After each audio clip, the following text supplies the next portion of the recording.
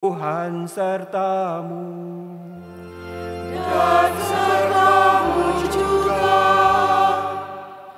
Inilah Injil Yesus Kristus menurut Santo Lukas.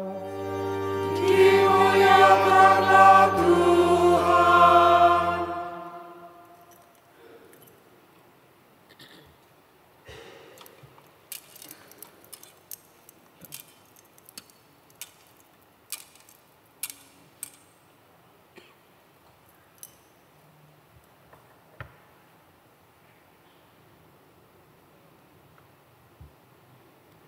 Bab 2 ayat 16 sampai 21. Setelah mendengar berita kelahiran penyelamat dunia, para gembala cepat-cepat berangkat ke Betlehem. Mereka menjumpai Maria dan Yusuf serta bayi yang sedang terbaring di dalam palungan. Ketika melihat bayi itu, para gembala memberitahukan apa yang telah dikatakan kepada mereka tentang anak itu. Semua orang yang mendengarnya heran tentang apa yang dikatakan gembala-gembala itu. Tetapi Maria menyimpan semua hal itu di dalam hati dan merenungkannya. Kemudian kembalilah gembala-gembala itu sambil memuji dan memuliakan Allah, karena segala sesuatu yang mereka dengar dan mereka lihat, semuanya sesuai dengan apa yang telah dikatakan kepada mereka. Ketika genap 8 hari, anak itu harus disunatkan dan ia diberi nama Yesus, yaitu nama yang disebut oleh malaikat sebelum ia dikandung ibunya. Berbahagialah orang yang mendengarkan sabda Tuhan dan tekun melaksanakannya. Sabdamu adalah jalan kebenaran dan hidup kami. Semoga oleh sabda Tuhan diteguhkanlah iman kita. Amin.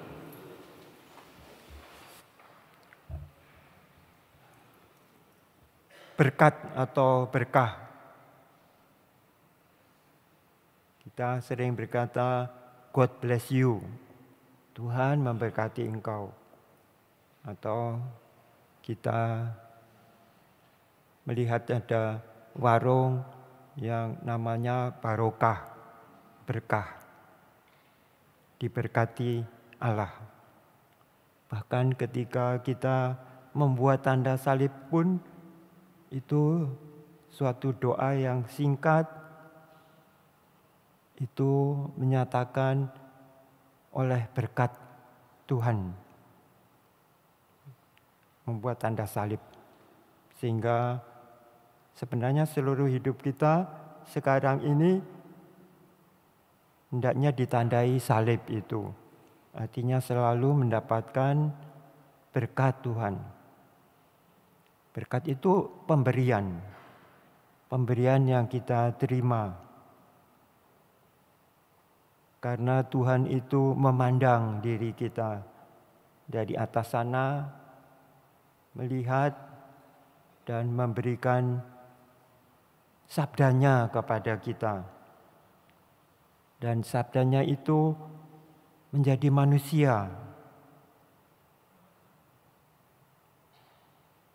Karena itu kredo kita itu menyatakan perawan ini, Bunda Allah itu, yang oleh Roh Kudus dikandung dan dilahirkan oleh Santa Perawan Maria.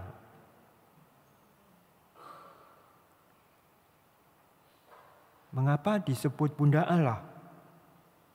Karena pada abad ketiga itu ada bid'ah, artinya yang tidak percaya bahwa Kristus itu Yesus Kristus itu adalah Allah. Dia manusia seperti biasa manusia lain. Tidak percaya bahwa dialah Allah. Mereka itu mungkin tidak mempercayai Yesus itu karena Maria. Maria itu orang biasa yang tidak terkenal, dari keturunan mana juga tidak diketahui. Mengapa Maria itu karena melahirkan Yesus Kristus kemudian disebut Bunda Allah? Karena itu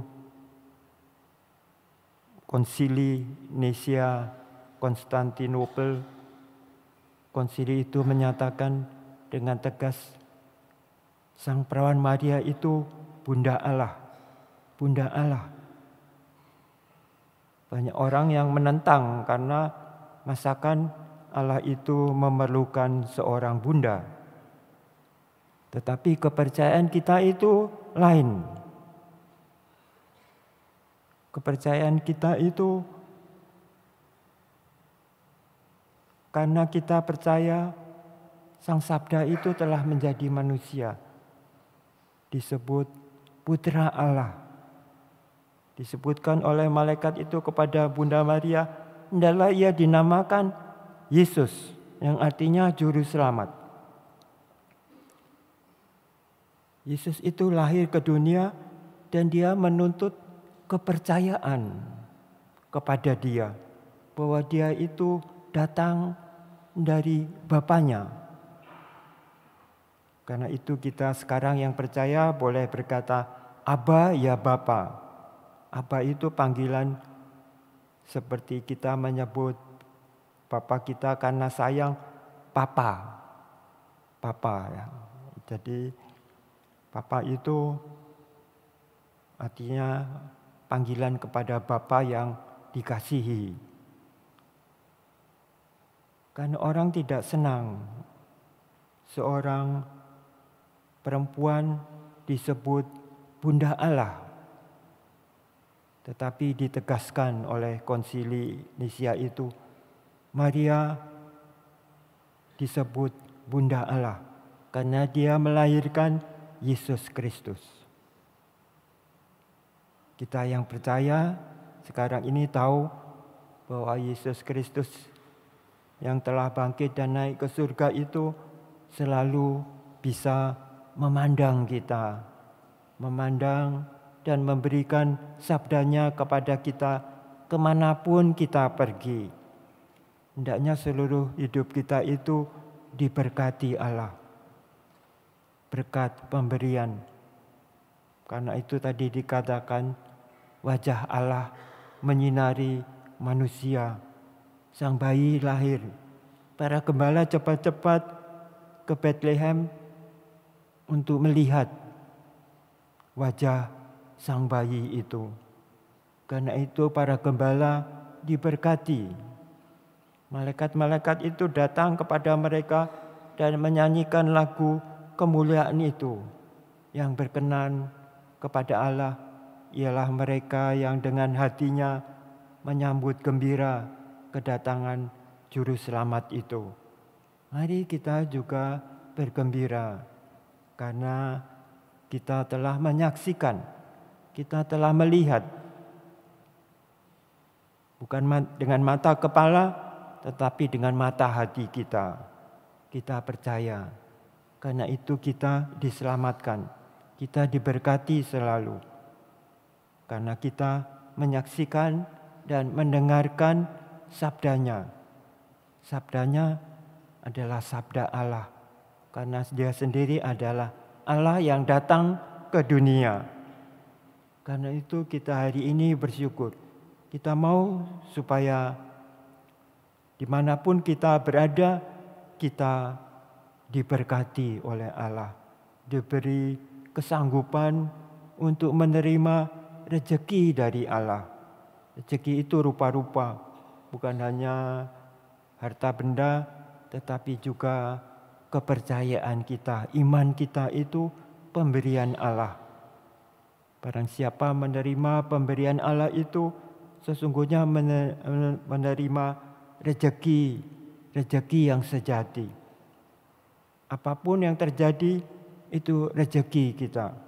Kita dipanggil Allah kembali ke hadapannya, itu rezeki kita juga.